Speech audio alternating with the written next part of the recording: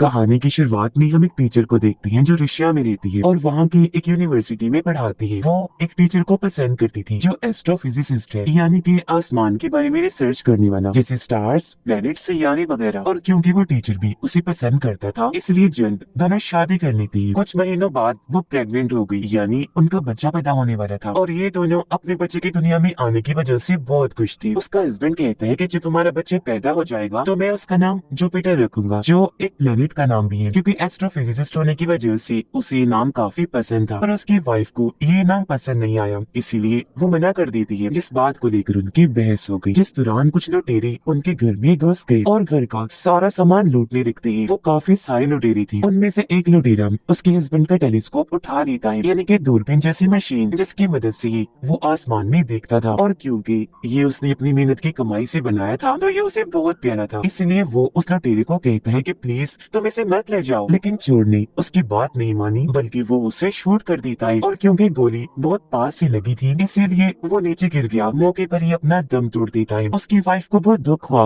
वो फूट फूट कर रोने लगी। और क्योंकि अब वो इस दुनिया में अकेली रह गई थी, इसीलिए अपने रिश्तेदारों के पास जाने का फैसला करती है। और कुछ ही देर के बाद वो शिप के जरिए अपना सफर शुरू करती है। रास्ते में ही उसकी तबीयत खराब हो गई और यहाँ वो एक बच्चे को पैदा करती है। और क्योंकि अब उसका हस्बैंड इस दुनिया में नहीं रहा, तो उसकी याद में वो अपनी बेटी का नाम जुपिटर ही रख देती है। और अब हम कहानी में 22 साल के बाद का वक्त देखते हैं, जहाँ जुपिटर अब काफी बड़ी हो गई है, पर वो अपनी जिंदगी से खुश नहीं, क्योंकि वो बेचारी गुजारा करने के लिए एक अमीर फैमिली के घर पर साफ सफाई का काम करती थी। वजह ये थी कि असल में जुपिटर इस वक्त यूएसए में थी, पर क्योंकि उसका ताल्लुक रशिया से था, इसी वजह से उसे यहाँ अच्छी जॉब नहीं मिल रही थी। इसके अलावा अब उसकी फैमिली काफी बड़ी हो चुकी थी और ये सब के सब उस अमीर फैमिली के घर में ही रहती थी, पर इनके रहने के लिए छोटी सी ही जगह थी। इसी वजह से यहाँ कोई प्राइवेसी नहीं थी, सबको एक जगह पर ही सोना पड़ता और अकेले में ये कोई बात भी नहीं कर सकती थी। इसके बाद हमें एक अनजान प्लेनेट सैयारा दिखाया गया, जहाँ पर हम रानी एब्रासाक्स के 3 बच्चों को देखते हैं, जिनमें 2 लड़के थे और एक लड़की। ये रॉयल शाही फैमिली के लोग थे। इन तीनों बहन भाइयों में एक लड़के का नाम टाइटस था। ये तीनों बहन भाई अलग अलग प्लेनेट्स पर हमला करके वहाँ के लोगों को मारते थे और फिर उनसे एक ऐसी दवाई बनाया करते थे जिनकी मदद से ये सालों तक जवान रह सकते हैं। हाल ही में उनकी माँ एब्रासाक्स की मौत हुई, जिसके बाद इन तीनों को अलग अलग प्लेनेट्स देकर जायदाद का बंटवारा कर दिया गया, क्योंकि इनकी जायदाद प्लेनेट्स ही थी। इनमें टाइटस के बड़े भाई को 2 प्लेनेट्स के अलावा हमारी जमीन दुनिया भी मिली थी। यह टाइटस अपने भाई से कहता है कि मैं आपसे जमीन को खरीदना चाहता हूँ, पर उसका भाई बिना कुछ कहे ही वहाँ से चला जाता है। अब जमीन पर केन नामी एक शिकारी को हम देखते हैं, जो उसी शहर में था जहाँ पर जुपिटर थी, और ये टाइटस के लिए ही काम करता था। पर इसी यहाँ टाइटस के भाई के सिपाही देख लेते हैं और उस पर हमला करने की तैयारी करते हैं। अब इन सब के पास ताकत होने के साथ साथ खास किस्म के गैजेट्स भी थे, यानी इलेक्ट्रॉनिक टूल्स, डिवाइस, मशीन्स वगैरह। अब केन यहाँ अपने गैजेट की मदद से दीवार में बड़ा सा रास्ता बनाता है और उसकी मदद से एक हॉस्पिटल में आ गया। यहाँ वो अपनी सूंघने की ताकत से एक मरीज की फाइल को ढूंढ लेता है, जिसके लिए वो यहाँ आया था, और वो एक लड़के की फाइल थी। अब फाइल को लेकर वो यहाँ से जाने ही लगा था कि तभी उसके सामने वो तीनों शिकारी आ जाते हैं। इससे पहले वो इस पर हमला करते हैं। केन अपने उड़ने वाले जूतों को ऑन करता है, जो भी गैजेट की तरह ही काम करती थी। उनमें लाइट्स जलना शुरू हो गई और ये वहाँ से तेज भागना शुरू कर देता है। ये देखकर तीनों शिकारी भी बाहर आ गए। तब तक केन हवा में उड़ना शुरू हो गया था और वो शिकारी उस पर अपने बड़े बड़े हाई टेक्नोलॉजी हथियारों से हमला करने लगते हैं, जो हथियार मशीन गन जैसे लग रहे थे। केन भी कम नहीं था, अपने खतरनाक हथियारों से वो भी इनके हमलों का बराबर जवाब दे रहा था। वो दीवारों पर, तारों पर ऐसे भागता है जैसे कि वो जमीन पर भाग रहा है। उसकी स्पीड काफी तेज थी, जिसकी मदद से आखिरकार वो इनसे भाग ही जाता है, जिसके बारे में ये फौरन अपने दोस्त टाइटस के भाई को बताने का फैसला करती है। अपने प्लेनेट पर टाइटस की बहन अपने साथियों को कह रही होती है कि मैं जमीन पर हमला करना चाहती हूँ, लेकिन चुप कर, इस बारे में मेरे भाइयों को पता नहीं लगना चाहिए। टाइटस के भाई को पता चला कि जमीन पर एक लड़की है जिसके अंदर खास किस्म का डीएनए है, इसीलिए अपने लोगों को कहता है कि उस लड़की को फौरन ढूंढ कर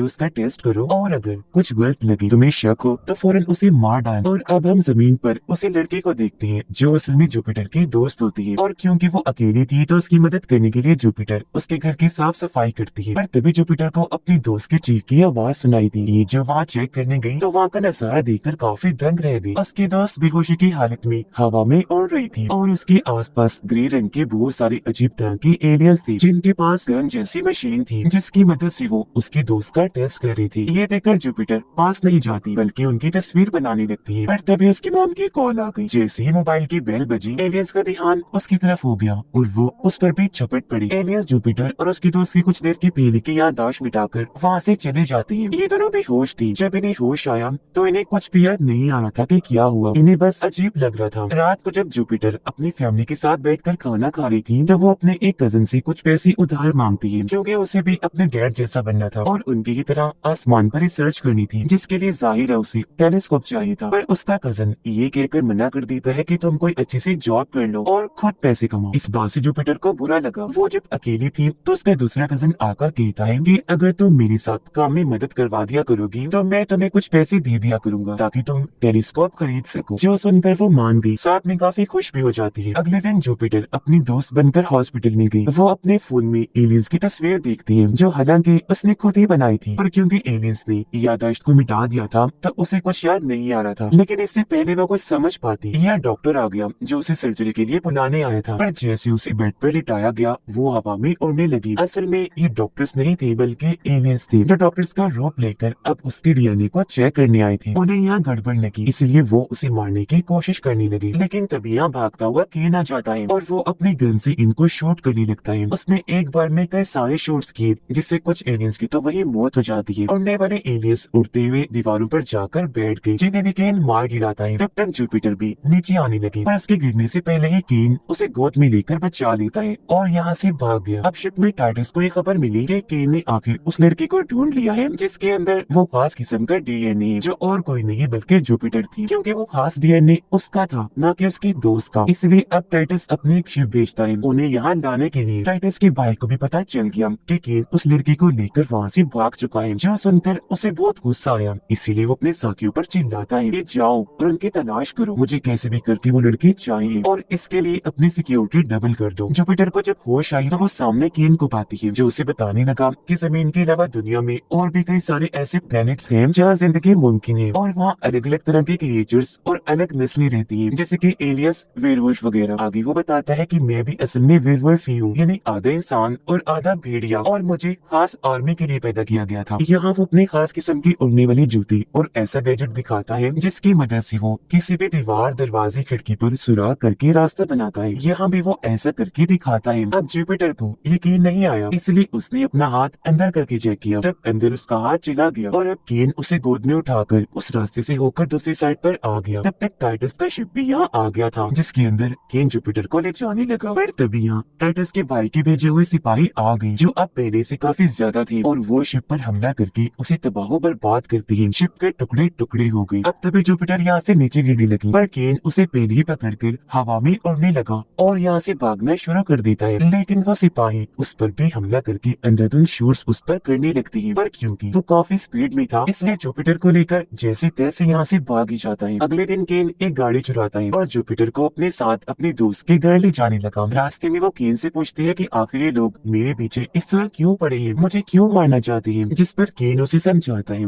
कि एब्रासाक्स रानी के बच्चों की आपस में जंग है जो तुम्हारी वजह से हो रही है, क्योंकि एक भाई तुम्हें मारना चाहता है जबकि दूसरा भाई टाइटस तुम्हें बचाना चाहता है। और एब्रासाक्स की फैमिली पूरे यूनिवर्स, इन्हें सारी दुनिया में सबसे ताकतवर फैमिली है। आगे वो ये भी बताता है कि ये सिपाही जमीन पर जहाँ भी तबाही मचाते हैं वो ग्रे कलर के एलियंस बाद में उस जगह की तोड़ फोड़ ठीक करके उस जगह को बिल्कुल पहले जैसा बना देते हैं, और तो और ग्रे एलियंस को जो कोई भी देखता है वो उस इंसान की याददाश्त मिटा देती है। और अभी हमले की वजह से जो तबाही हुई ग्रे एलियंस उसे भी ठीक कर देंगे और वहाँ मौजूद लोगों की याददाश्त को भी मिटा देंगे ताकि किसी को कुछ याद न रहे। केन ने ये भी कहा कि तुम्हें जिस शिप में ले जा रहा था वो टाइटस ने ही भिजवाई थी, क्योंकि वो तुम्हें वहाँ बेचकर मिलना चाहता था। अब सवाल ये उठता है कि टाइटस का भाई जुपिटर को मारना क्यों चाहता था। इसका जवाब हमें आगे मिलेगा। अब जैसे केन अपने दोस्त के घर गया तब उसका दोस्त केन पर गन तान देता है, क्योंकि उसके यहाँ आ जाने की वजह से उसके दोस्त की जान को भी खतरा हो सकता है। केन ने उसे रोक दिया, जिस वजह से दोनों की हाथापाई हो जाती है। ये दोनों काफी लड़ते हैं,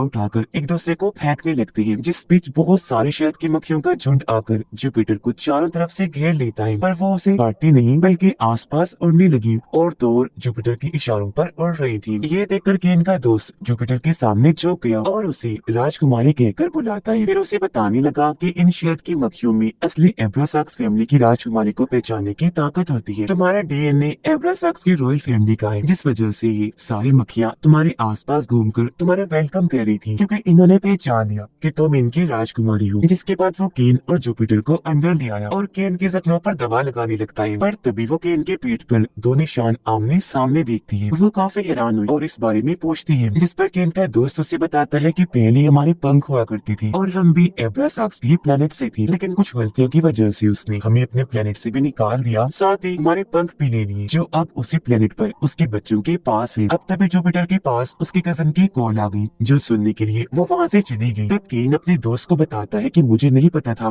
कि जुपिटर राजकुमारी है, मैं तो इसे बस वैसे पकड़ के टाइटस के हवाले करना चाहता था ताकि वो मुझे मेरे पंख वापस दे दे। अब जब जुपिटर वापस आई तो केन का दोस्त उसे बताता है कि जमीन पर पहले से इंसान नहीं थे, बल्कि पहले यहाँ डायनासोर्स का राज हुआ करता था, पर एब्रासाक्स के लोगों ने जमीन पर पहले सभी डायनासोर्स का खात्मा किया, फिर किसी और प्लेनेट से इंसानों को लाकर जमीन पर छोड़ दिया ताकि वो यहाँ अपनी आबादी बढ़ा सके, क्योंकि उन्हें इंसानों से मतलब जो था वो उनकी मदद से हमेशा जवान रहने वाली दवाई बनाना चाहते थे। वो ये बातें कर ही रहे थे कि तभी केन आकर बताता है कि हमें चारों तरफ से टाइटस के भाई के सिपाहियों और उन ग्रे एलियंस ने घेर लिया है, जो यहाँ भी जुपिटर को मारने के लिए आ गए हैं। तो अब यहाँ वो दोनों जुपिटर को बचाने के लिए उनसे लड़ने लगे। केन अंदर ही लड़ रहा था, वो टांगों से किक्स मार मार कर उनका खात्मा कर रहा था, जबकि उसका दोस्त शॉट कर रहा था, जिससे सिपाही और एलियंस उड़कर दूर दूर जाके गिर रही थी। अब जब जुपिटर केन के दोस्त के साथ बाहर थी, तब एक शिकारी गन से शूट करके केन के दोस्त को दूर गिराता है और जुपिटर की तरफ बढ़ने लगा। अब यह जुपिटर को बचाने के लिए मक्खियाँ उस शिकारी को चारों तरफ से घेर लेती है, जिसमें जुपिटर को मौका मिल गया यहाँ से भागने का और वो झाड़ियों में भागने लगी। लेकिन तभी उसके सामने फिर से वो शिकारी आ गया, जो उसे मारकर बेहोश कर देता है और वो दूर जाके गिरती है। और फिर तभी यहाँ बहुत सारे ग्रे एलियंस उसके पास आने लगे जुपिटर को मारने के लिए, जिस पेच यहाँ टाइटस के भाई के वो तीनों खास सिपाही आ गए और वो अपने ही सभी सिपाहियों को और एलियंस को मार गिराते हैं और बेहोश जुपिटर को उठाकर अपने स्पेसशिप में ले जाने लगे। ये चीज केन ने देख ली थी, वो भागकर इस तरफ आने लगा। इससे पहले शिप उड़ती वो उसे पकड़कर लटक जाता है। ये शिप एक दूसरे प्लेनेट पर आई, जहाँ वो सिपाही जुपिटर को टाइटस की बहन को बेच देती है। अब जुपिटर को जब होश आई तो वो देखती है कि उसने बहुत ही खूबसूरत कपड़े पहने हुए हैं, वो अब बिल्कुल रानी ही लग रही थी और इस वक्त एक महल में थी। वो जब आगे बढ़ी तो तभी वह टाइटस की बहन आ जाती है, जो जुपिटर को देखकर काफी हैरान रह गई, क्योंकि जुपिटर का चेहरा उसकी माँ एब्रासाक्स से काफी मिलता है। अब टाइटस की बहन उसे अपनी माँ की मूर्ति के पास ले जाती है और उसे बताने लगी कि तुम मेरी माँ का दूसरा जन्म हो, क्योंकि एक तो तुम्हारा चेहरा उनसे बहुत ज्यादा मिलता है, दूसरा कि तुम्हारा डीएनए भी उनसे मैच हो गया है। अब क्योंकि यहाँ केन भी आ गया था शिप के साथ, तो वो यहाँ के सिपाहियों से लड़ता हुआ आगे बढ़ रहा था जुपिटर को ढूंढने के लिए। टाइटस की बहन जुपिटर को एक खास किस्म के पूल के पास लेकर आती है, जिसके अंदर भी ये लोग जवान होने वाली दवाई मिलाती है। टाइटस की बहन जब पूल से नहाकर बाहर आई तो वो बेहद जवान खूबसूरत लग रही थी, हालांकि उसकी उम्र तो 14,000 साल से भी ज्यादा थी। अब टाइटस की बहन जुपिटर को बताती है कि तुम एब्रासाक्स की सारी जायदाद को अपने नाम करवा सकती हो, क्योंकि वो रानी थी जिसका डीएनए तुमसे मिलता है, और अब तुम पूरे जमीन को अपने नाम करवा के ऐश वाली जिंदगी गुजारो। अब टाइटस की बहन ऐसा इसलिए कह रही थी क्योंकि वो अपने बड़े भाई से जमीन को हथियाने के लिए जुपिटर की मदद लेना चाहती थी। उसके डीएनए से फायदा लेकर वजह ये थी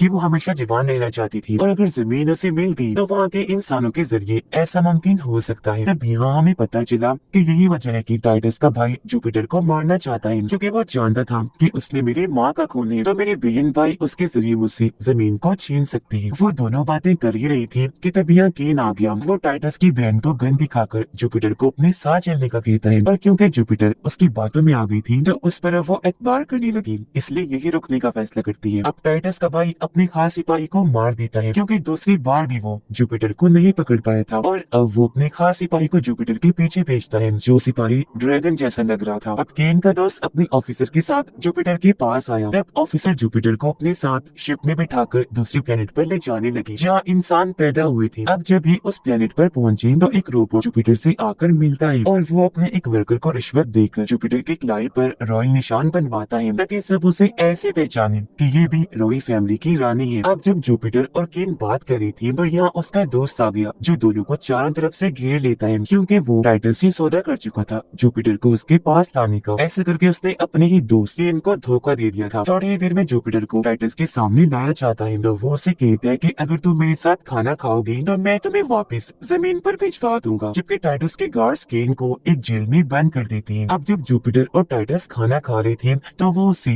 केन के बारे में पूछती है कि वो कहाँ गया, जिस पर टाइटस उससे झूठ बोल देता है कि वो अपने घर जा चुका है। आगे वो जुपिटर को बताता है कि जवान होने की दवाई इंसानों को मार कर बनाई जाती है। वो फिर उसे एक जगह पर लेकर गया और वहाँ कई सारे बॉटल्स दिखाकर कहता है कि वो दवा इसमें भरकर बेची जाती है। यहाँ के लोगों ने इसे बिजनेस बनाया हुआ है। मेरी माँ ने इस बिजनेस को रोकना चाहा, जिस जिस वजह से किसी ने उन्हें मरवा दिया। और अब मैं भी अपनी माँ की तरह बनकर इस बिजनेस को रोकूंगा ताकि इंसानों की जान बचा ली जाए। अब ये सुनकर जुपिटर को उस पर यकीन हो गया। पर अब वो यहाँ उसे अंगूठी दिखाकर शादी के लिए पूछता है कि क्या तुम मुझसे शादी करोगी, और अपने बहन भाइयों के खिलाफ लड़ाई करने का उससे कहता है, जिस पर अब जुपिटर को उस पर शक होने लगा। अब टाइटस केन से जाकर मिलता है, जहाँ टाइटस ने उसे बताया कि मेरा प्लान जुपिटर से शादी करने का है, जिसके बाद मैं उसे मार दूंगा ताकि उसके बाद जमीन पर कब्जा कर सकूं। फिर वो केन को कहता है कि तुमने हमें धोखा दिया है, तुम जुपिटर का साथ दे रहे थे, जो कहकर वो उसे शिप से बाहर फेंकवा देता है। लेकिन गिरने से पहले केन एक हिफाजती गिर पर टांग मारकर उसे तोड़कर अपने साथ बाहर गिरा देता है। फिर उसकी मदद से अपनी जान भी बचा लेता है। अब तभी यहाँ टाइटस की शिप एक रास्ता बनाकर यहाँ से भाग जाती है। इतनी ही देर में ऑफिसर की शिप भी यहाँ आ गई, जो केन की जान बचा लेती है। अंदर आकर केन उनसे कहता है कि जुपिटर की जान का खतरा है, उसे बचा लो प्लीज। और यहाँ वो अपने दोस्त से भी मिला, उससे भी मदद मांगता है। उसका दोस्त कहता है कि मैं शर्मिंदा हूँ, माफ करना, मैंने तुम्हें धोखा दिया, मैं मजबूर था क्योंकि टाइटस ने मेरे बीमार बेटे का इलाज करवाने के लिए लालच में मुझसे वो सब करवाया। जुपिटर की फैमिली उसके लापता होने की वजह से काफी परेशान थी। जहाँ तभी टाइटस के भाई का वो खास ड्रैगन जैसा सिपाही आ जाता है और उन सबको गिरफ्तार करके अपने साथ ले जाता है। जुपिटर टाइटस को कहती है कि मैं तुमसे शादी नहीं कर रही, और बताओ कि केन कहाँ है, जिस पर वो फिर से झूठ बोल देता है कि उसने हम पर हमला कर दिया था, जिस वजह से हमने उसे यहाँ से निकाल दिया। और तुम फिक्र न करो, हमारी ये शादी सिर्फ एक समझौता है जिससे हम मेरे भाई से जंग लड़ेंगे और उससे मासूम लोगों की जान बचाएंगे। और मैं वादा करता हूँ कि हमारी शादी के बाद मैं केन को भी वापस यहाँ बुलाकर नौकरी पर रख लूंगा। जो सुनकर अब वो आखिरकार शादी के लिए मान जाती है। कुछ एक घंटों में उनकी शादी का फंक्शन शुरू हो गया, पर तभी बाहर केन और उसका दोस्त आ गए, जो यहाँ हमला करके अंधाधुंध शॉट्स करती है और टाइटस के बहुत सारे लोगों को मार गिराती है, जिसके बाद वो बिल्डिंग तोड़कर अंदर घुस आए और ये शादी रुकवा देती है। यहाँ अब केन टाइटस पर गन तान के सबको उसकी सच्चाई बताता है। ये शादी के बाद जुपिटर को मारकर जमीन का मालिक बनना चाहता है। अब यहाँ जुपिटर केन को कहती है कि मुझे मेरी जमीन पर ले जाओ, और अब जब वो उसके साथ जमीन पर आए तो उसे पता चला कि टाइटस के भाई के लोगों ने मेरी फैमिली पर हमला करके उन्हें अगवा कर लिया है। यहाँ एक सिपाही अभी भी था, जो उसे कहता है कि तुम्हें हमारे बॉस टाइटस के भाई से मिलने प्लेनेट जुपिटर पर जाना होगा, जिसके बदले मेरा भाई तुम्हारी फैमिली को छोड़ देगा। तो अब अपनी फैमिली के लिए वो प्लेनेट जुपिटर पर जाकर टाइटस के भाई से मिलती है, जो उसे कहता है कि अपनी सारी जायदाद मेरे हवाले कर दो। अब केन भी अकेला उस प्लेनेट जुपिटर पर आने लगा और टाइटस के भाई के लोगों को मारने लगता है। वो यहाँ इसलिए आया था क्योंकि उसे जुपिटर की फिक्र थी। जुपिटर टाइटस के भाई पर ये इल्जाम लगाती है कि तुम तो अपनी ही माँ के हथियारे हो, जो सुनकर उसे गुस्सा आ गया और वो उसे जोरदार थप्पड़ मार देता है और अपने साथियों को जुपिटर की माँ को मारने का कहता है। साथ में उसे धमकाता भी है, जिस वजह से अब जुपिटर को उसकी बात माननी ही पड़ी और वो अपनी सारी जायदाद यानी कि प्लैनेट्स उसके नाम कर देती है। जो लेते ही वो अपने साथियों को हुक्म देता है कि जुपिटर को भी अब मार दो, लेकिन इससे पहले वो ऐसा करते ही यहाँ पर केन हीरो की तरह एंट्री लेता है और सबको शूट करके एक एक झटके में मार गिराता है और ऐसे उसने जुपिटर की जान बचा ली। जिसके बाद केन वहाँ के क्रिएचर से भी लड़ने लगा, जो उसके ही सिपाही थे, और मौका देकर जुपिटर अपनी फैमिली के लोगों को ऑफिसर की शिप में भेजने लगी। इस बीच पीछे से टाइटस का भाई जुपिटर पर वार कर दिया, लेकिन वो उसके ही पैर पर शूट कर देती है और अब यहाँ उसका मेल टूटना शुरू हो गया। उधर केन सभी क्रिएचर्स को अपने जाल में फंसा कर मार गिराता है और जुपिटर टाइटस के भाई से लड़ती है, उसे खूब मारती है। यहाँ धमाका हुआ, महल टूटकर गिरना शुरू हो गया। इस बीच टाइटस का भाई भी नीचे गिर गया